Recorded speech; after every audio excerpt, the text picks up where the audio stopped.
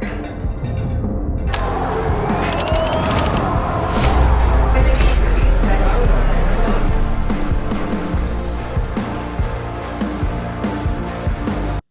right, we're back in Ohio now. Yay. Yay. Go Bucks. Yeah, absolutely. Still snow. Yep. There we go. Today we welcome on one of our youngest members, I think, in the gym, Ingrid Bidell. How old are you, Ingrid? 18. 18. When's your birthday? August 27, 2007. Okay, so yeah, you're like right in the middle of that 18 right now. Yeah. So definitely one of our, I would say, of just like all our regular CrossFit members, definitely on the younger, probably Yeah, I don't 5. know anyone doing CrossFit younger than We have some. We've had some. We do 16. sometimes have some high school kids and stuff, and I think we have maybe 1 or 2 right now. But yeah, definitely on the younger side of things. But you were doing well and thriving in class. I kind of forget you're 18 and kind of treat you like you're at least like 24. Yeah. So, you know. So how long have you been doing CrossFit with us now?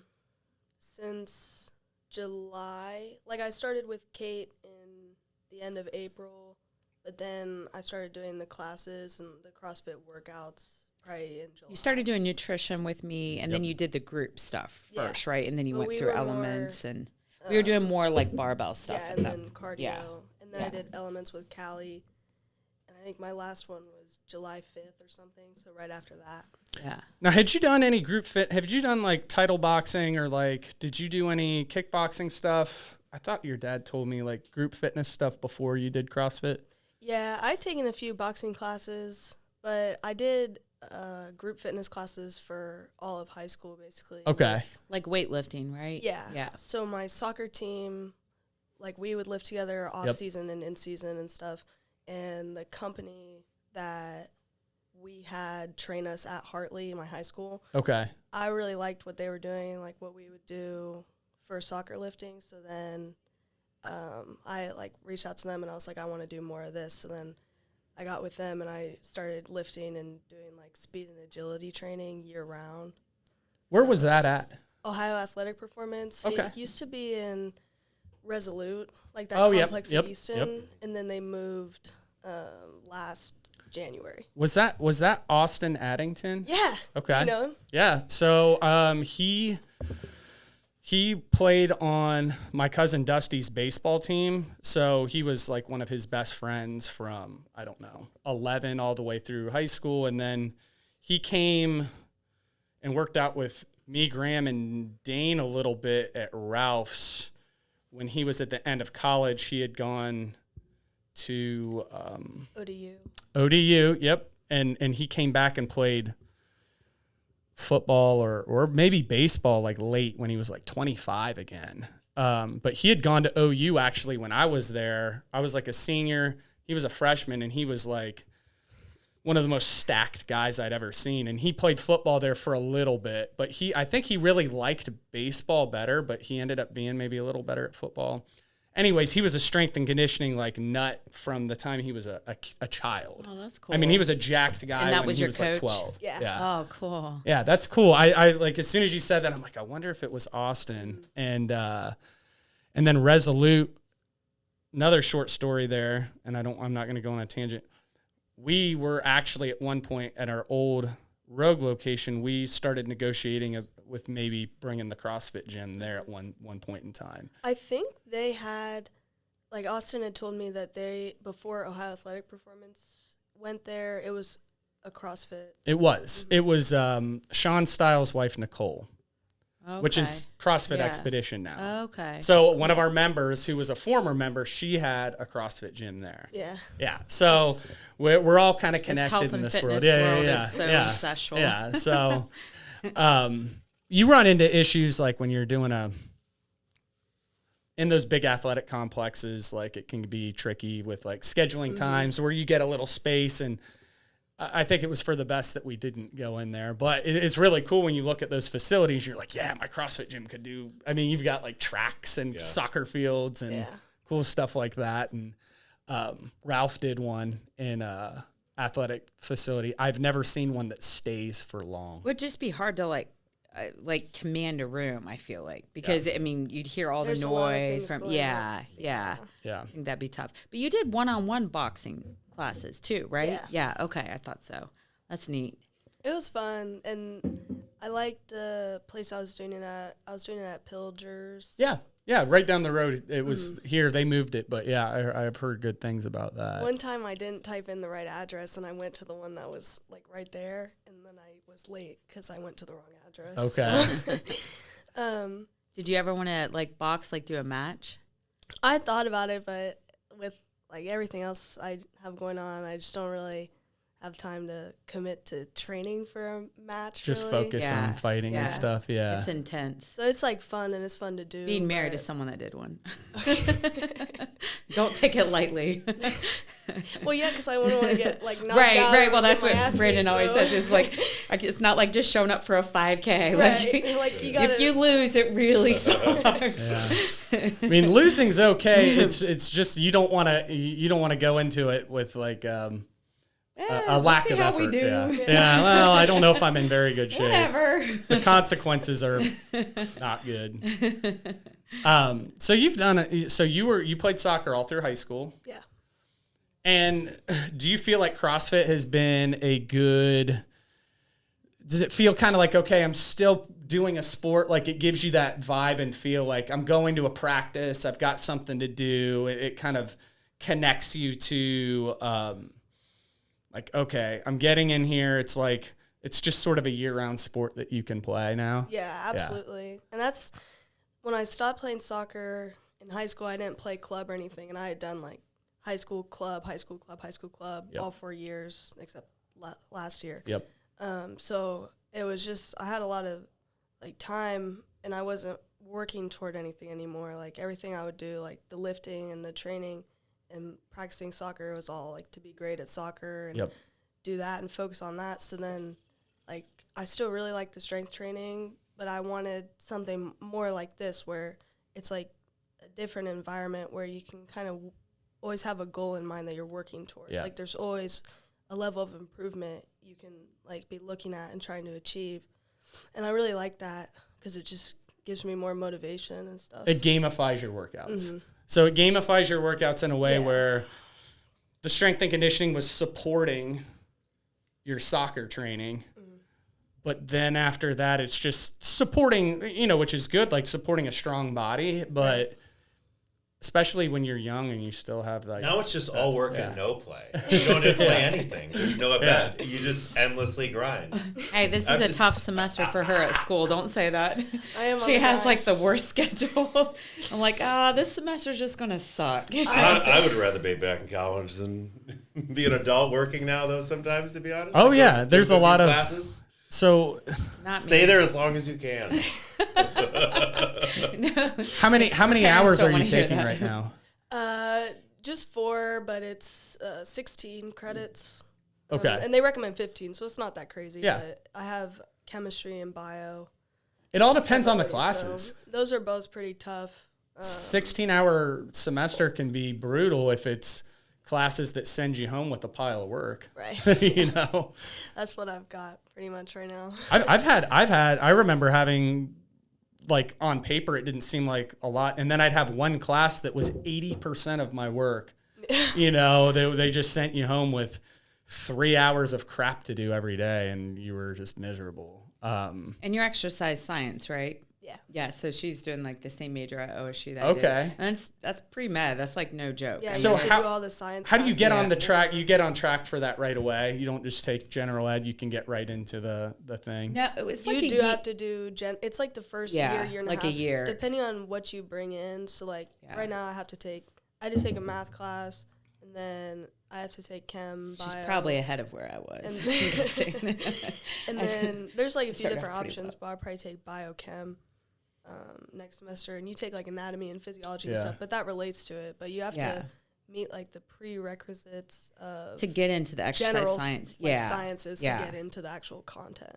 And then, I mean, maybe it's grown now, but there's just very few offerings. So it's like you want to get in, like, in the fall with everybody else, because there's just not a lot of classes with exercise science. You brought some college credits in, right? Yeah. I took AP classes in junior and senior year, and I did pretty well on most of the AP tests. So I brought in some stuff and tested out of things like I don't have to take any English or history or anything. Okay. Because it doesn't relate, and I tested out of it. So that's nice. How many credits did you come in with? Does it work like that? Like you have to graduate with like 200 credits and you can come in with so many? Or? Yeah, I think I came in with 20 or so. Okay. So now I'm like nearing 40 because I did 16 last semester too. Wow. So okay. That's good. That's awesome. Yeah. I mean, so did the AP classes, like if you take an AP class, is it like half the credits of a normal college class? You know how it works? I don't really know. I think it's different for different colleges. Yeah. Like Ohio State, or not Ohio State, but because I would get threes. Like on the AP tests, you can get 1, 2, 3, 4, 5, and usually you get credit if it's a 3 or higher. Yeah.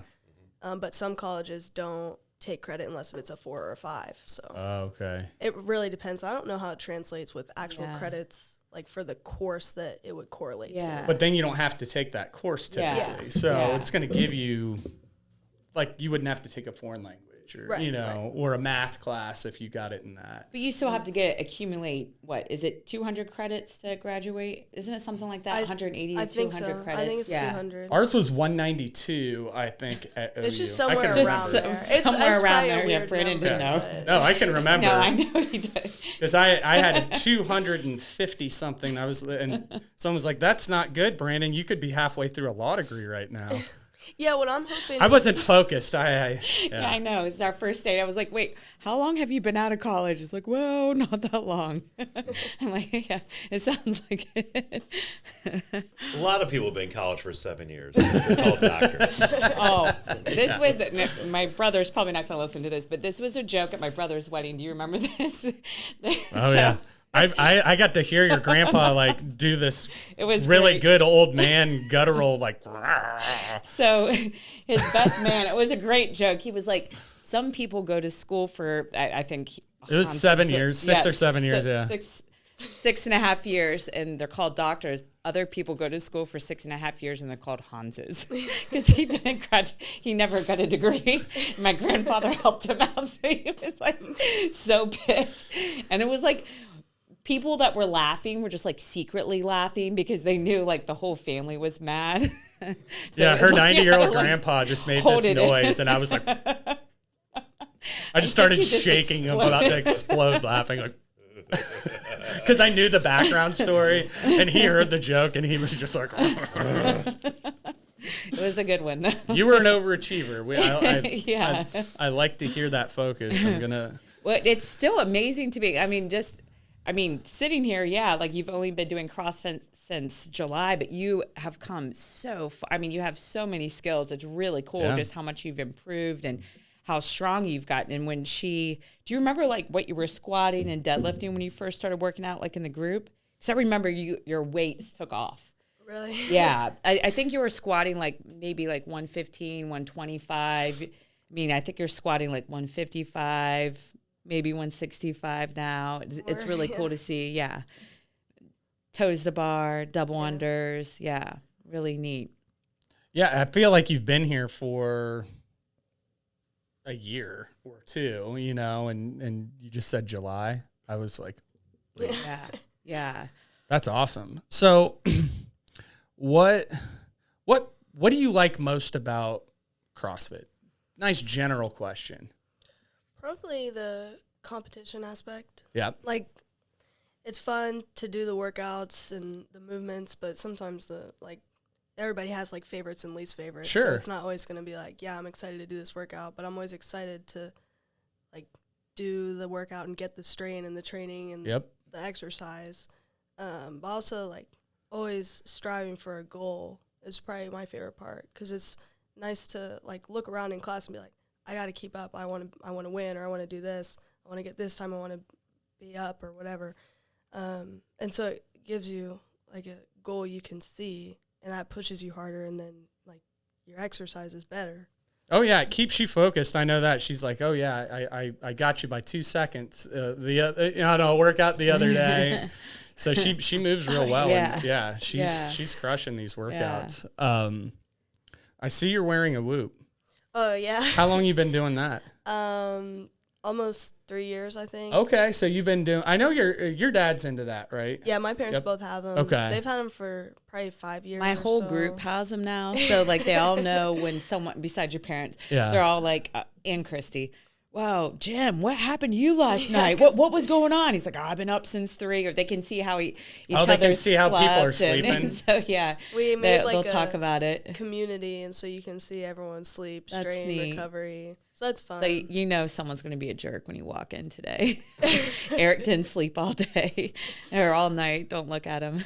Well, he might come in, like, people see he might come in today with a higher strain because he just told me he was shoveling his daughter's driveway. So it's like, well, what were Okay. you doing this morning? And Yeah. then, like, on a Sunday when Jim will have 5 or 6 random activities, it's like, oh, you know, he's probably making something in his basement, like a project Yeah. or something. Yeah. So it's fun, like, to Yeah. look at and see. That's cool. I really like it, though. I like the sleep and the recovery, but really my favorite part is the strain because it's, like, fun to try and work hard or get your heart rate up and see, like, a really high number. Yep. So I like Do you that. feel like you can keep your strain higher? Like, do you notice it, like, versus your parents, you can have a higher strain every day and recover? What do you, like, Because you're 18. oh, it depends usually. Because sometimes I'll go to bed later than, like, Yeah. well, not my dad. My dad goes to bed really late, but I'll, like, get less sleep than my mom, so then her recovery might be better. But Yeah. usually, like, the higher the strain, the lower the recovery. Yeah. But it's really not that bad for me. If I get good sleep, then I can do high strain and high recovery. So What's your sleep look like? I never talked to you about that because I know you do a pretty good job. But I try to do, like, 10:30 or 11 to 7. and then what about like your deep sleep? What's that usually look like? I don't really you don't look at that. Okay. I was just curious because I always ask older clients about it, and I know like where their numbers usually are, and I just wonder if you're like I think it's more like relaxed. usually 3 or 3.5. Okay. I don't know what that is. Okay. compared To Yeah. other people. But Yeah. Yeah. It's interesting. Do you ever feel like, will that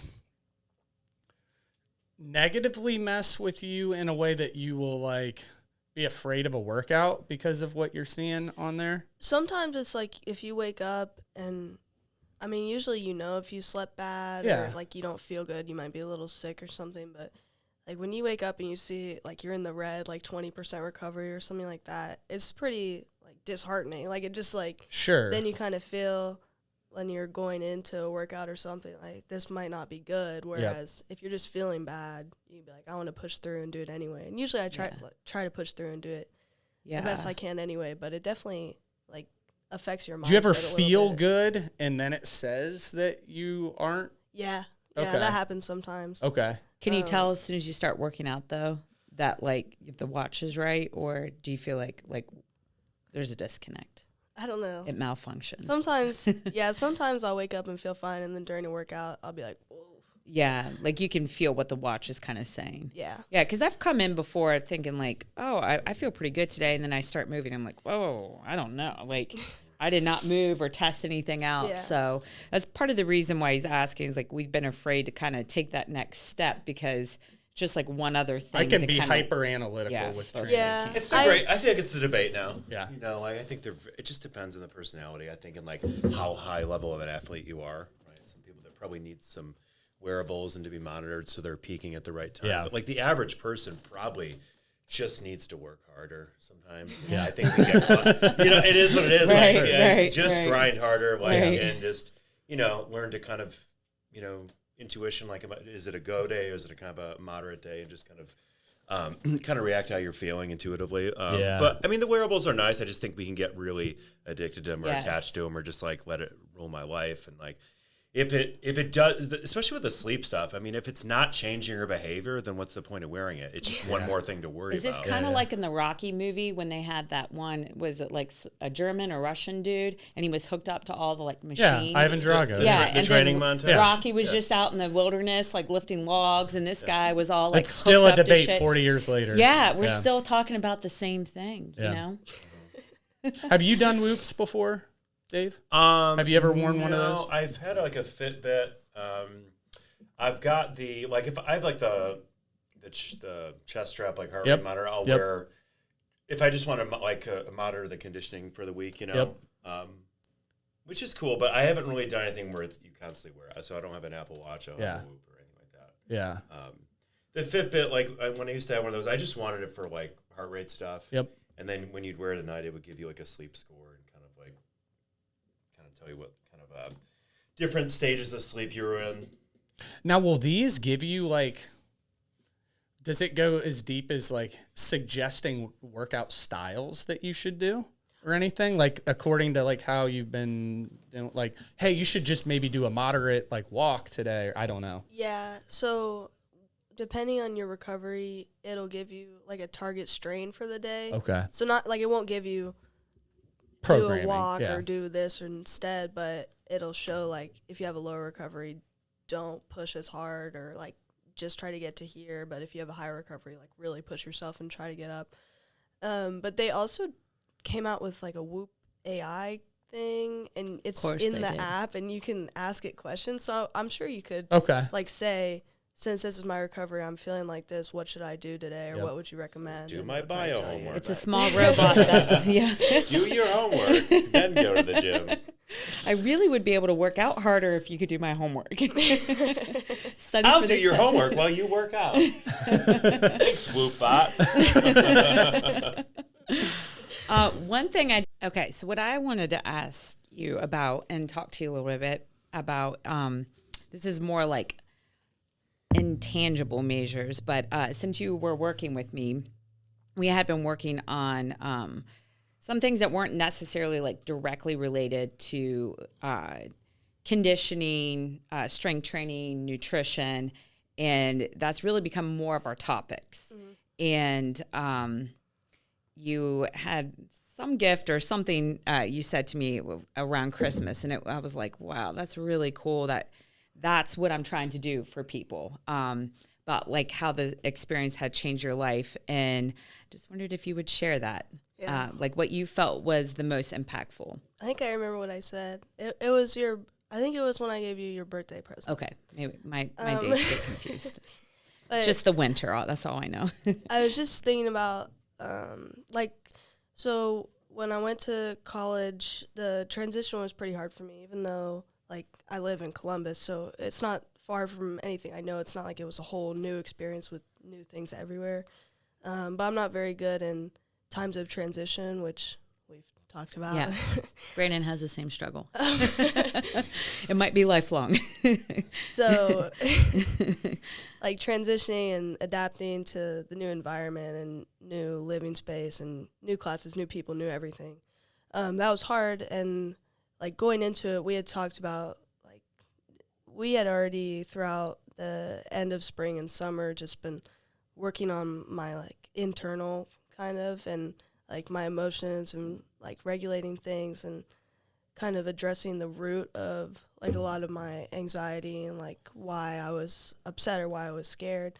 And so I was in a better place going into it, but definitely once I started, it was still hard. And meeting with you and like we would go through everything, it gave me stability and like a place to go where I know I would come out probably feeling better and with a new strategy of how to improve my life and like improve my daily routine, my anything really. Yeah. Whether it's like about workouts or about trying to socialize more, trying to do like push myself, be uncomfortable in certain places to grow is what we talk about a lot. And that just, it's really, everything we talk about sticks with me. Whether I like remember it directly or not, I just kind of internalize it.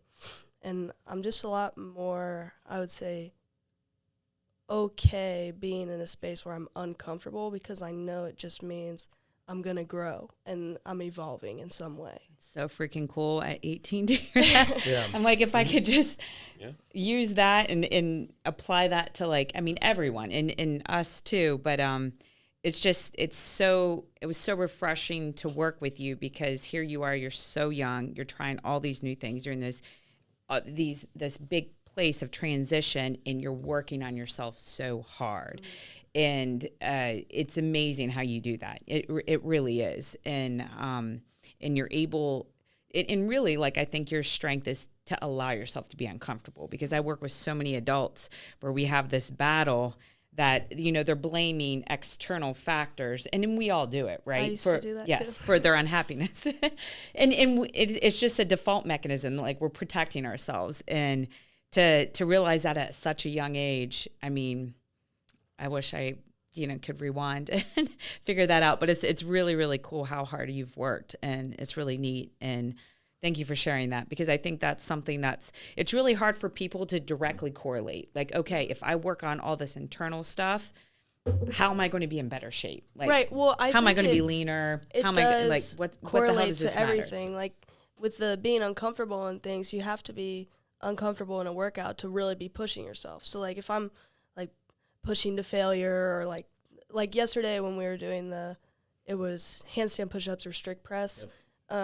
And I was doing the strict press, and I was like, and I was uncomfortable. But it's like, you know, like you might be getting stronger. It's just like you're pushing yourself, and whenever you push yourself in a workout, you're growing and becoming stronger, I think. And I think that correlates to pretty much all aspects of life. Like if you try something new, even if you don't like it, it's a new experience, and you know, I don't like this now. So I don't know if that made sense. Yeah, no, absolutely. It does. Because I think, you know, especially again, as you're getting older, and you know, a lot of people that are listening to this are in their 40s or 50s, and they're like, I don't do that. Or and they really have never done it, or they did it like 20 years ago and they maybe want to try it again, or whatever that is. I'm not a person that does that. And they just say that, and it's become a thing, you know, and sometimes maybe it's better for you. Like, hey, I'm not a person that does drugs. That's good. That's positive. Don't do that. Don't push yourself to do that. But, you know, I'm not a person that, I don't know, travels, or I'm not a person that runs, or you're not going to be good at running. You know, you're going to freak out when you travel because you haven't done it. But then you can start to do it and see if you like it. And then wouldn't that be cool if you were a person that never ran and then you got good at running, or whatever it is, you know? And I think we all can limit ourselves, and that it just makes your life smaller and smaller and smaller. I read something yesterday to that point. It was the biggest predictor of like ultimate athletic performance. It wasn't like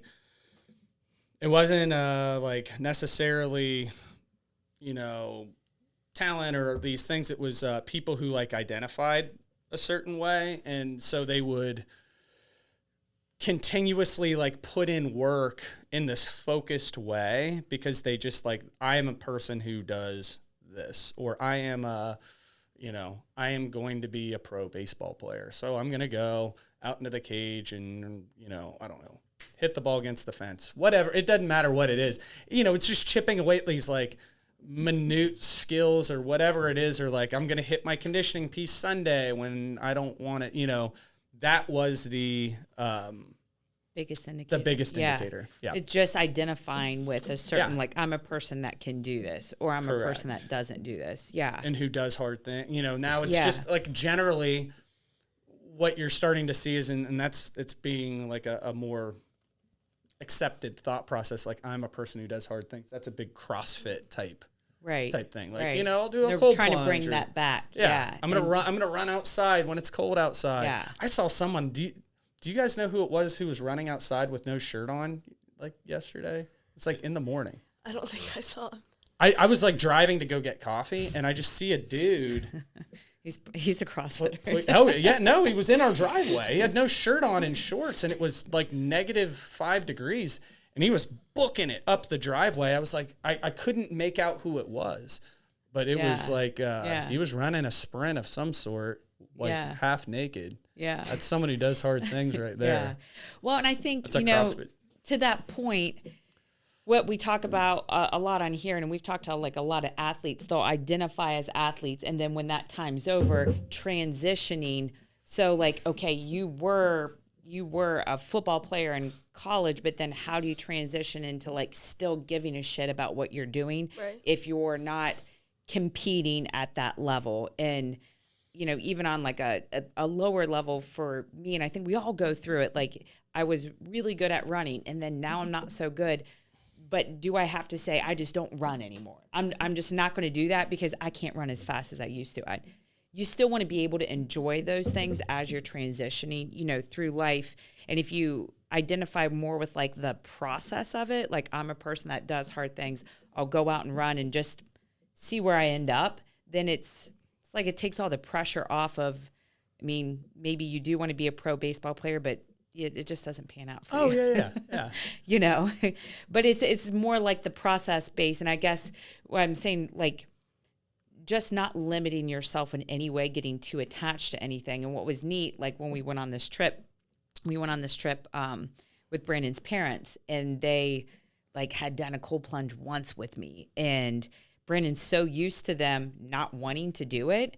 And so one day we were skipping it, and we had to go get the kids, and his parents like, okay, I'm going to go over and do it. And he's like, what? I'm like, yeah, your parents are growing right now. Like, don't say they're not going to do it. They're stronger. We all have this bandwidth that we don't even realize, and if you can keep yourself dreaming in life, that's the cool thing, is to see people really continue to change, like in their late 60s, almost 70, like doing new stuff. Yeah. And that's just inspirational to me, to like continue working, continuing to have goals. And it's cool to see someone so young be so brave. It's really cool. So I was going to ask her, I think at least from what I'm just seeing, like this first year's, it's big, just like, okay, let's get through this year and like be used to being out of the house and all of that. Like moving through college, do you have any goals or things you'd like to try that are like maybe new experiences or just new things you might want to like dip your toe into that like Ohio State offers, things like that? I don't know. There's a few clubs like I would be interested in maybe, but nothing's really like caught my eye. Like Sure. I don't think I really want to study abroad or anything like Yep. that. I think that would be cool, but I wouldn't want to do a whole semester. I would only want to do like a week. So Yeah, I know what you mean. They have a boxing club and they have like powerlifting club, Olympic lifting club. Yep. So those are cool. I just kind of like to do that stuff here. Oh, so. yeah. No, I understand. Yeah. I'm sure like opportunities will come up as I move through it, and things with like my major and internships, like those will be new experiences, whatever I want to do with that, and finding things for that. So figuring out kind of where I want to go, or just trying to identify where I enjoy myself the most, or where I find the most like room for what I want to do. I do know a place you could do an internship for XFiz, but we've talked about that. Yeah. Well, that's what would really be nice is I don't think I want to do like PT or anything, but seeing like there's so many different career opportunities here. Like there's CrossFit coach, Rev, or Power Hour coach, personal training, body biz, nutrition stuff, and there's also like PT and that stuff. So being able to have all of that in one space where like not only do clients, like everyone has the opportunity to access all of it, like seeing that and being able to experience or just watch and observe all those different things is really good information. Gyms are changing. There's some people are doing cool stuff with gyms now. They're like, with all the information and the internet, nowadays, there's so many different models and people are creating new models. So it's really neat to see. I follow like a lot of new gyms, and people are like building these cool places with different wellness offerings and warehouses in England. And, I'm like kind of seeing what's on the forefront of some of this stuff. And, so I think when you're coming out of school, you're going to see some really neat opportunities and like with jobs and stuff that don't even exist. Cause when I was in school and like when Kate was in school, Dave was in school, like what we're all doing right now was not it wasn't a career path because it hadn't happened yet. Yeah. Mm-hmm. I still remember my senior year. I don't know if I've told you this story, but we had people come in from like the career and exercise I think science. You told me Yeah. The average salary. Yeah, the average salary. It was like $18,000 to $22,000, and everyone, like the whole room, was like, So basically, it was kind of like a plug. Like you should go into grad school. Yeah, go to grad school. Was it a trainer? So there was an athletic trainer. There was someone in corporate fitness. And the third might have been like a personal trainer. But I was personal training at the time. I was working part-time, but I was like busting my butt. I mean, I was probably working closer to 30 hours. So it was probably closer to They didn't vet those people very well to bring in to talk to you guys, did they? Well, I think they did because they wanted them to keep going to school at. Oh, okay. Okay. Yeah, right. Like, I'm dropping out and getting a job at Lowe's. But I really do think it's like the average. I mean, still athletic trainers. That's one that doesn't. I don't understand because they have such an important job, and it's they're working such hard hours and they get paid shit. Yeah. But it's all kind of like what you make it. It's kind of like the Wild West. I feel like still in exercise science. I mean, it's not just like, I mean, still, it's not necessarily just like a high paid job. You gotta figure out what you're doing in it. A hunter-gatherer. You know, yeah. It definitely is. I mean, you got to kind of figure it out. Well, no, you've got a lot of. But she has a lot of goals this year. If you want to, we can wrap it up with that. Let's hear it. You want me to remind you? Kate's going to tell you your goals. Does it start with the Open? It does start with Open, yeah. I'm trying the Open for the first time. That'll be interesting. Okay, very cool. For sure. I didn't see your name signed up when I checked. I gotta get on. I just signed up this morning. Maybe I'll sign up this Yeah. afternoon. After that, we made a whole list, but now I'm blanking a little bit. The summer shred, I was going to get you to do that. Yeah. I want to do summer shred. I was going to kind of recruit you for the HYROX because I naturally. knew that was next. Yeah. Jim always asks me, like, what are we doing this year? What crazy thing you into that you're going to get us all to do? You're eating pumpkin. Now we got to all eat pumpkin. Then you get tired of it. Yeah, so those are like distinct events kind of. Yeah. But just improving my fitness overall. Like this semester is really busy for me. But like trying to come in and do a workout 5 or 6 days a week has not been unsuccessful for me yet. Yeah. So She's been pretty hardcore. Even like snowed in the other day. She did like some boxing workout or heart rate, like a shadow boxing workout that heart rate hit 200 something. Yeah, or that's 190 what my something. dad figured out with the whoop is shadow boxing. When you do it like consistently and you're like like on your toes, like moving back and forth, it gets your heart rate really high. And if you do it for a long time, it gets a lot of strain. Because she was kind of telling me about it. I'm like, oh, whatever. Like, well, you I just know, kind of bounced around a little bit. It looks really silly too. But, in the air. But then I showed her and it was like heart Fighting rate monsters. 198. No, it was good. It was good. And yeah, I mean, I identify a lot with you in college because I was kind of coming from the opposite. I was a slacker in high school. Need to get it together. You've had it together, but it's tough to kind of find. Now you're gonna be a slacker for a little bit. Wait till you graduate and go through a slacking phase. But it's tough to find your groove in college because everybody is kind of there to party and have a break. And she's wanting to go to bed at 11. Yeah. She's waking up. She's looking at her Whoop. She's going into Starbucks, making sure she gets enough protein in her meal. And, I mean, her roommates are, I don't know, eating Doritos and ramen and drinking whatever. Don't forget to be 18 though. Yeah. It's tough to be in that environment, you know. And I think, and she does have fun, but I identify a lot with that because I would try to like go to parties and I'd be like, isn't this the same shit we did in high school? Like I'm confused. Yeah. Didn't we have these house parties? Is like rewind and play. I want some new stimulus.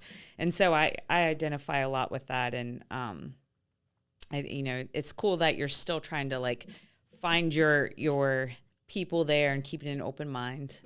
Yeah. Finding people and finding balance. Yeah. 'Cause it's fun when it's fun, but always find more like fulfillment and fun and working out and like having some discipline and just routine like with my nutrition and stuff. That makes me feel better and have more peace of mind than like going crazy. I don't know. Right. But you can't take yourself too seriously with your parents. I mean, they have a lot of fun, so it has to trickle down somewhere. Well, that's why I said when it's fun, it's fun. Yeah, I mean, I like to have fun, but they'll keep you balanced. Well, hey, you were great on here. We don't have too many 18-year-olds on here, so right, you were awesome. Thank you for coming on. thanks for having me. Yeah.